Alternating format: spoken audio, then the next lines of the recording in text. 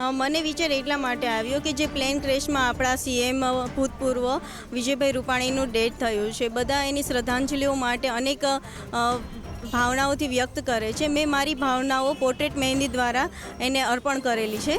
આ મહેંદી કરવામાં, પોર્ટ્રેટ કરવામાં મારે 1 કલાક જેવો ટાઈમ લાગ્યો છે, કેમ કે 1 થી 2 કલાક જેવો ટાઈમ લાગ્યો છે. આ પ્રોપર એની આબેહૂબ તસવીર કરવા માટે એમાં બહુ જ મહેનત થાય છે. એના લોકોને એટલા માટે સંદેશો હું આપું છું કે વિજયભાઈ રૂપાણી આપણા હૃદયમાં છે, આપણા રાજકોટવાસીઓ એને ક્યારેય ભૂલવાના નથી. મારું નામ હિરલ કુંજળિયા છે. મેં વિજયભાઈ રૂપાણીનું આબેહૂબ પોર્ટ્રેટ મારા હાથમાં એને શ્રદ્ધાંજલિ રૂપે રજૂ કર્યું છે. આવો વિચાર વીઆર મહેંદી સ્ટુડિયોના ઓનર વિભૂતિબેન વિકરિયાને આવ્યો હતો કે આપણે એને બધા અલગ અલગ રીતે તો શ્રદ્ધાંજલિ પોતાની રીતે અર્પણ કરતા હોય છે, પણ એને પોતાની કલા દ્વારા વિજયભાઈ રૂપાણીને શ્રદ્ધાંજલિ અર્પણ કરી છે.